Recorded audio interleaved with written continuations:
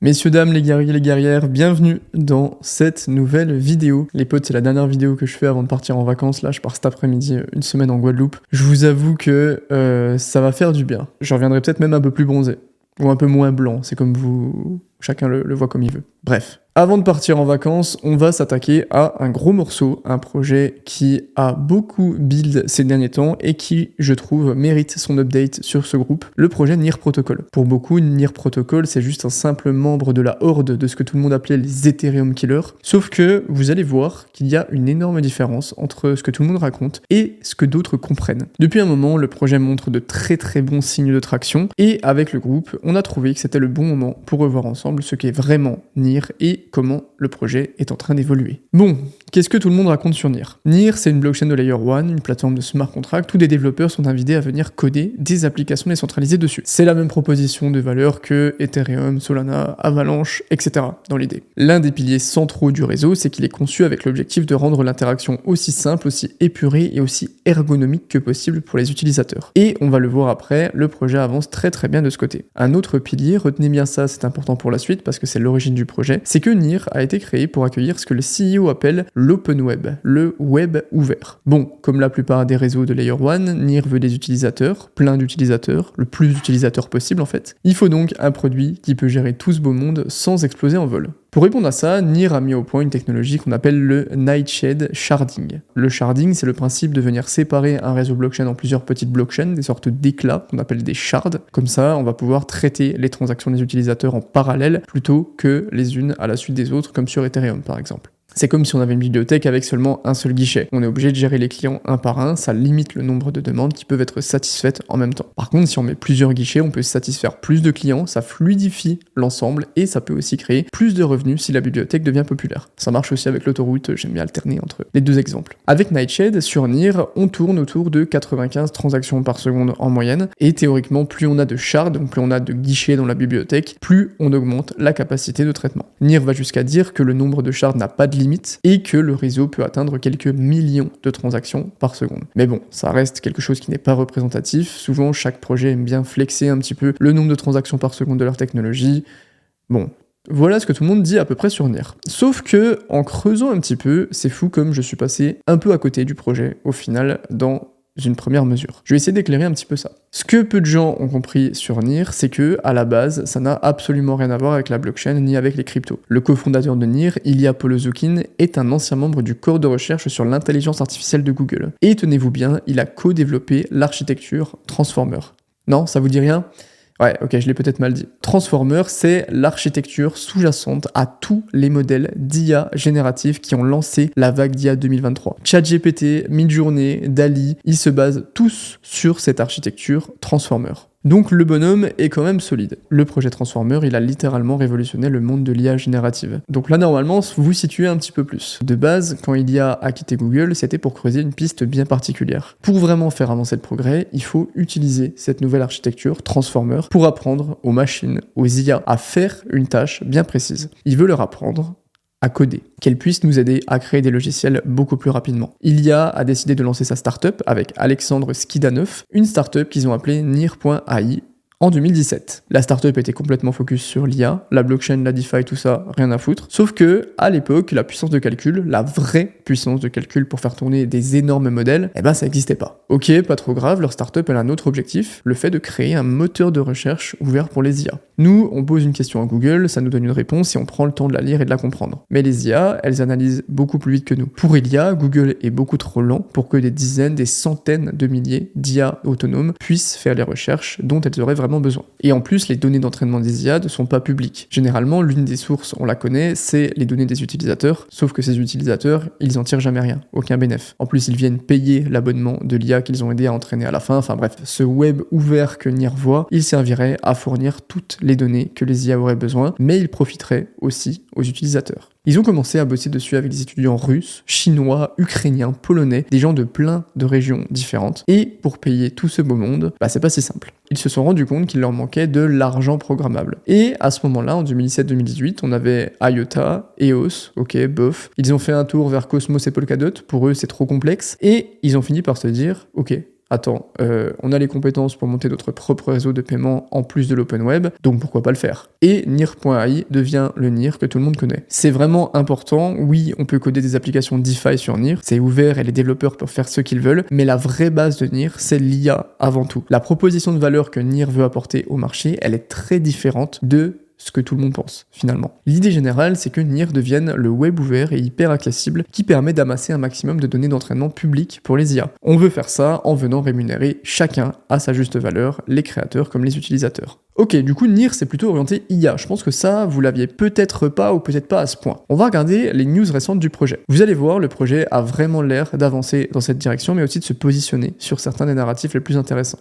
On commence par des news qui concernent l'account abstraction. L'idée de l'account abstraction, qui à part le fait d'être extrêmement chiant à dire, est de rendre la vie facile aux utilisateurs du Web3 en rendant hyper accessibles les interactions avec les réseaux blockchain. Pour faire ça, on va utiliser des contrats intelligents et pourquoi pas une technologie pour retrouver les habitudes d'utilisation du Web2, mais sur le Web3. Déjà, il faut savoir que NIR, contrairement à beaucoup de Layer 1, a l'account abstraction nativement. Elle l'a implémenté dans son squelette, si je peux dire. L'expérience sur les wallets de NIR se rapproche beaucoup du Web 2. Les utilisateurs peuvent créer leur compte et le récupérer en utilisant juste un email. Ils peuvent créer des adresses qui sont simples à lire pour identifier leur wallet, etc. Mais ça, en soi, ok, bon, c'est rien. Il faut qu'on parle de leur nouvelle technologie de chain signature. La chain signature, ça permet à un utilisateur de venir contrôler des comptes et d'utiliser des applications sur d'autres blockchains directement depuis le wallet NIR. En fait, il n'y a pas besoin d'avoir des tokens des autres chaînes pour venir payer les frais de transaction. C'est un réseau de nœuds qui est sécurisé par des NIR en collatéraux et aussi par des Ethereum qui sont restakés avec EigenLayer. C'est eux qui s'en chargent. À l'heure actuelle, Chain Signature est compatible avec Bitcoin, avec Ethereum, avec les blockchains Cosmos, avec Dogecoin, XRP et bientôt Solana et le réseau du Toncoin. Pour les utilisateurs, c'est fou, mais imaginez surtout pour les développeurs. Les possibilités d'implémentation sont beaucoup moins limitées et on peut créer des modèles économiques qui sont pensés pour utiliser cette grande connectivité entre les réseaux et surtout les liquidités qu'il y a dessus. Mais en soi, ce qui m'a le plus intrigué, c'est le thread du 10 mai de NIR. Le projet fait déjà très bien avancer le narratif avec la code abstraction native et la chaîne signature, mais le produit qu'ils sont en train de développer pourrait vraiment révolutionner le secteur. Et vous savez que le mot révolution, j'essaye de pas l'utiliser à toutes les sauces. Ça serait une technologie qui ferait énormément de sens, les user-owned AI. L'idée, c'est d'avoir des IA, des agents autonomes que les utilisateurs pourraient posséder et personnaliser pour qu'ils répondent à leurs besoins de gestion de wallet, de leur stratégie, de sécurité, etc. À la fin de la vidéo, on voit écrit 9 novembre 2024, Bangkok en Thaïlande. Impossible de savoir si c'est une date de sortie du produit ou juste un événement pour en parler, mais en tout cas, la technologie pourrait facilement trouver de la demande sur le marché et on va surveiller ça de très près. Un autre secteur que le projet a bien ciblé dernièrement, c'est la modularité. NIR a très bien compris où allait Ethereum et surtout ce qui lui manquait. Ethereum, depuis plusieurs années, a décidé de s'appuyer sur des sous-réseaux pour venir améliorer ses performances en leur déléguant la gestion d'une partie de leur activité économique. Ces sous-réseaux, on les appelle des réseaux de couche 2, des layer 2 ou des roll-up. Vous voyez les espèces de petits poissons qui viennent manger les peaux mortes là sur les poissons bien plus énormes qu'eux. Eux, finalement, ils servent à se rendre indispensables à leur bien-être et à leur bon fonctionnement. Et ben, NIR met énormément d'efforts en ce moment dans l'amélioration de l'infrastructure qui va servir de terreau pour que la roadmap d'Ethereum autour des Layer 2 puisse atteindre sa maturité. Le projet a créé 2 nouveaux produits pour s'en rendre indispensable à Ethereum. Le premier, c'est le NIR Fast Finality Layer. L'idée, c'est qu'on va sécuriser des nœuds du réseau NIR avec des Ethers sur EigenLayer et ces nœuds, ils vont aider les roll-up à exécuter et à finaliser plus rapidement leurs transactions. On parle de 3 à 4 secondes au lieu de plusieurs minutes, voire plusieurs heures parfois, pour environ 4000 fois moins cher. Les premiers clients de ce produit, ça sera les développeurs qui paieront beaucoup moins cher pour tester le fonctionnement de leur réseau ou leur application avec Ethereum. Et en termes d'adoption, des projets comme Swell, qui est un protocole dans le narratif du restaking qui prend de l'ampleur, a annoncé qu'il allait placer à terme 500 millions d'Ethers restakés sur le produit. À côté de ça, j'ai pas trouvé plus d'infos sur combien d'Ethers sont restakés sur le produit pour le moment. Et le deuxième produit le plus massif de NIR, c'est NIR DA, NIR Data Availability. Les réseaux Data Availability ou de disponibilité des données, c'est hyper important pour les roll-up. Ce sont des réseaux qui leur permettent de stocker toutes les données pour beaucoup moins cher que s'ils le faisaient sur Ethereum. Le projet le plus connu dans ce narratif, c'est Celestia, que vous connaissez très sûrement. Il y a aussi EigenDA, c'est pareil que Celestia en moins cher. Et NIRDA, c'est la même proposition de valeur, sauf qu'on peut stocker plus de données pour encore moins cher que les deux autres. Si un roll-up cherche une solution de data availability aujourd'hui, la plus économiquement rentable du marché, c'est NIRDA. Et c'est déjà compatible avec tous ces réseaux que vous voyez ici. Parmi les utilisateurs, on a Starknet, Movement Labs, Optimism, Arbitrum, Polygon ou Anchor. L'adoption du produit a l'air de grandir parmi les roll-ups les plus importants. Par contre, un petit dashboard pour voir ça proprement avec des graphiques, ça pourrait être cool. Et la news la plus folle, ça fait beaucoup de news intéressantes, c'est pour le narratif d'Epine. Nir qui se fait inviter à la conférence Nvidia.ia et d'Epine. Bon, il y a beaucoup de gens qui en ont fait beaucoup sur le fait que Nir était invité. En soi, le CEO de Nir ne s'est pas fait inviter parce qu'il est le CEO de Nir. Il s'est fait inviter avec les 7 autres co-développeurs de l'architecture Transformer qui ont révolutionné le marché de l'IA, pour parler du futur de l'IA. Bon, pour l'instant, il n'y a rien du tout avec Nvidia, mais on sait jamais. Par contre, oui, le projet avance vers l'IA. Rien que NIRDA, c'est une porte ouverte pour que des réseaux de publication de données en temps réel dont les IA auront besoin puissent se construire facilement et pour pas cher grâce à NIR. NIR a aussi lancé en avril le comité d'infrastructure. C'est une initiative qui vise à financer le développement de projets d'infrastructure sur NIR. On a déjà 5 projets, dont 2 qu'il faudra analyser quand il y aura plus d'infos. Et il y a une dernière chose, je dis que le projet au départ s'appelait NIR.ia et que ça avait pas trop marché. Leur Twitter était mort depuis 2018, et puis d'un coup, en mars dernier, le compte a reposté ça.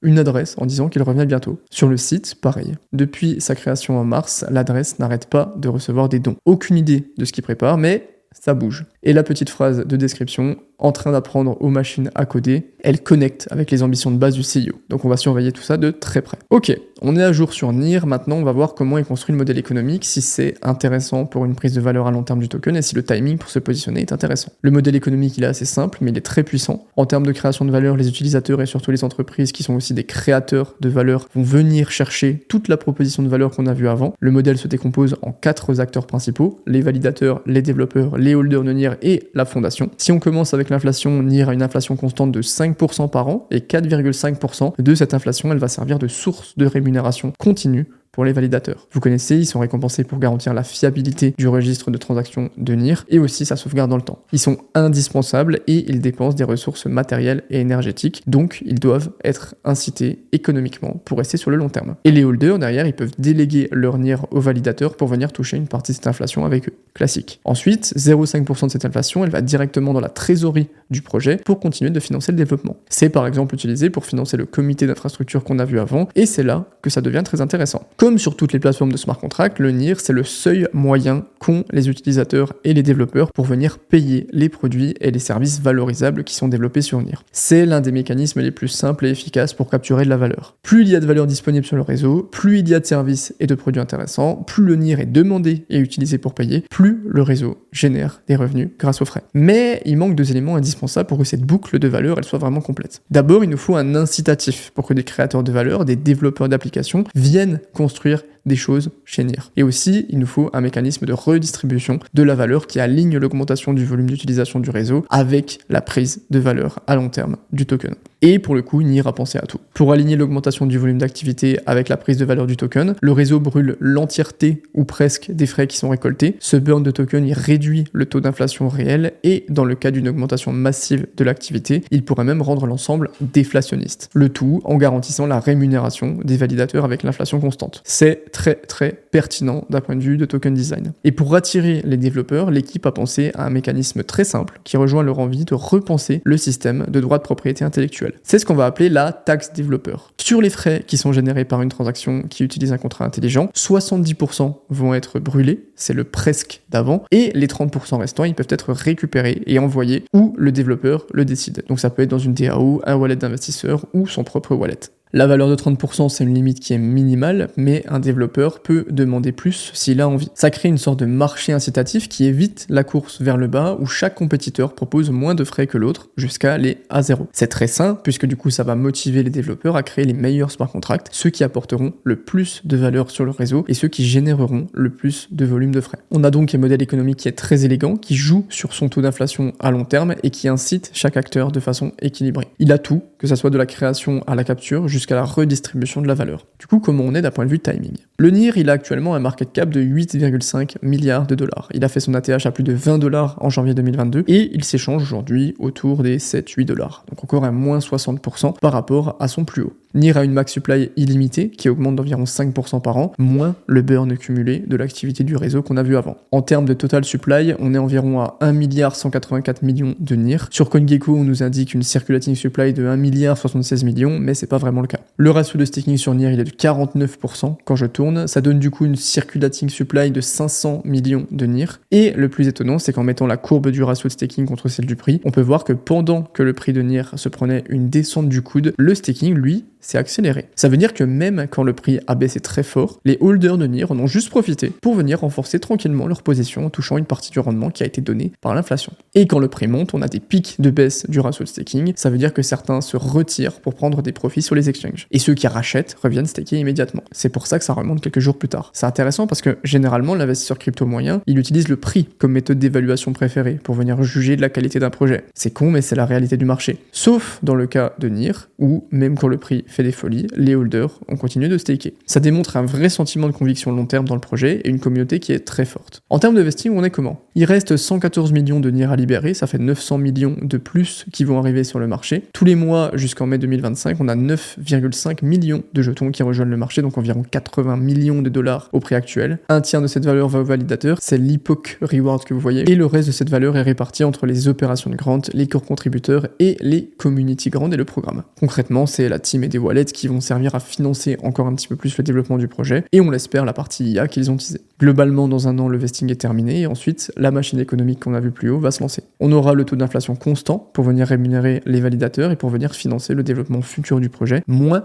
tout le volume de burn qui est causé par l'activité du réseau. Donc en soi, rien de très agressif pour un projet avec des fondations aussi solides et un market cap comme celui-là. Quand on regarde le ROI des investisseurs, on voit des x217, x160, x60, etc. Bon, ça peut faire un peu peur, mais dites-vous bien qu'on n'est pas sur une low cap à 10 millions de market cap. Les baisses dans la courbe de staking qu'on a vu avant, c'est certainement une partie de ces VC qui ont pris des profits, c'est évident. Surtout qu'ils ont beaucoup levé. Avant de vous donner mon avis perso sur NIR, on va juste regarder les métriques d'adoption du protocole parce qu'on a vraiment une belle traction. Messari a sorti un rapport complet, je vous mets le lien en description. On va juste regarder le récap et d'autres graphiques en comparant tout sur une période d'un an. Les revenus, donc les frais payés sur le réseau, sont passés de 0,1 million à 1,9 million au trimestre 2024. On a une augmentation de 1900%, et c'est logique quand on regarde les autres métriques. Le nombre de nouvelles adresses créées par jour est monté à 236 000, et la moyenne d'adresses actives journalières a vu une augmentation de 1700% sur la période, un fois 18. Avec 1,7 million d'adresses qui sont actives sur le réseau, en ce moment, il est au-dessus des Solana, Ethereum, Base est très loin devant Avalanche. Le nombre de transactions journalières sur le réseau a fait un joli x11 en un an. Et ce qui est vraiment intéressant, c'est aussi de voir l'évolution de la TVL sur NIR directement. Avant, il y avait pas mal de monde qui pointait du doigt que la majorité de la TVL de NIR, elle était sur Aurora, son layer 2. Que c'était mauvais parce que le but, c'est pas de faire de la compétition avec NIR. Enfin bref, il y avait tout un grand débat. Sauf que depuis, la tendance, elle s'est largement retournée. Un an en arrière, on avait environ 35 millions sur NIR. Aujourd'hui, on arrive au-dessus des 350 millions. On a fait un x10. Et les deux dernières métriques que je trouve presque les plus importantes. Le marché des stablecoins sur NIR est passé de 90 millions en mai 2023 à 430 millions en mai 2024, c'est-à-dire 470% d'augmentation, un bon x5. On a donc pas mal de liquidités qui se dirigent vers NIR depuis l'année dernière, c'est un très bon signe de croissance et d'acceptation de marché. Et le dernier point, c'est la courbe d'augmentation du nombre de développeurs qui sont les créateurs de valeur d'entreprises qui génèrent de l'activité. Donc en soi, même avec quelques baisses de temps en temps depuis 2019, la tendance globale, elle est très clairement haussière.